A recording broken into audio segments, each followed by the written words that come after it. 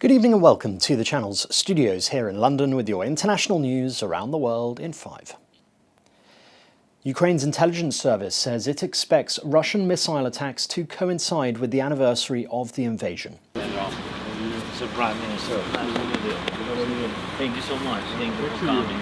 President Zelensky today welcoming Spain's Prime Minister Pedro Sanchez and thanking him for his support in aiding Ukraine resistance. Paying tribute to those who have died, he said Ukraine will hold Moscow to account for all the terror, all the killings, and all the torture. Meanwhile, Russians have been celebrating Defender of the Fatherland Day. Russian President Vladimir Putin attended a wreath-laying ceremony in Moscow to mark the day, a public holiday in Russia that honours those serving in the armed forces and military veterans. The annual ceremony comes a day before the one-year anniversary of the start of what Russia calls a special military operation in Ukraine. A TV reporter and a 9-year-old girl have been fatally shot near Orlando, Florida, close to the scene of a murder that took place hours earlier. 24-year-old Spectrum News 13 reporter Dylan Lyons was killed in the attack. The other two killed in Pine Hills, a suburb west of Orlando, have not yet been identified. Investigators have arrested a suspect identified as Keith Melvin Moses, who was armed at the time. On Hialeah Street, deputies located two men who had been shot in or near a vehicle. They are a News 13 reporter and photographer who were on the scene to cover the homicide from this morning. On Harrington Street, a woman and her 9-year-old girl were also shot inside of a home. It is unclear why the suspect entered that home. The victims were transported to nearby hospitals, and tragically, one of the News 13 employees has passed. So we have detained the person believed to be responsible for the murder this morning, as well as the shootings this afternoon. He is 19-year-old Keith Melvin Moses.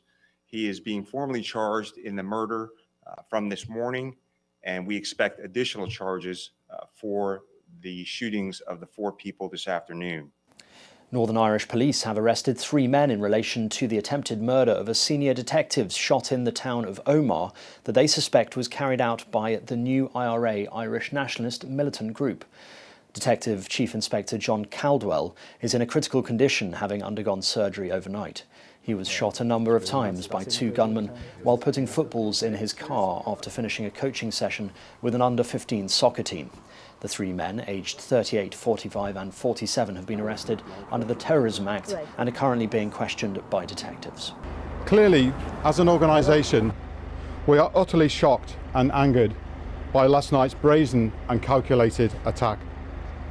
John is a father, husband and colleague, and a valued and active member of his local community. 6 people have been confirmed dead, 6 injured and 47 others remained missing in a coal mine collapse in North China's Inner Mongolia Autonomous Region. This surveillance camera captured the moment the mine collapsed in Inner Mongolia at around 1 o'clock local time yesterday. The 6 survivors of the accident are receiving treatment at a hospital in neighbouring Ningxia Hui Autonomous Region, less than 1 hour's drive from the site. The exhumed remains of Burkina Faso's revolutionary ex-president Thomas Sankara have been laid to rest at a ceremony in the nation's capital. The charismatic Marxist revolutionary, affectionately known as Africa's Che Guevara, was gunned down along with 12 others during a bloody coup led by his former ally and successor Blaise Compaoré. He was aged 37 at the time. And Japanese Emperor Naruhito has given his first public birthday address since ascending the throne almost 4 years ago. Standing on a palace balcony, he accepted cheers and well wishes from thousands of citizens assembled on the grounds below.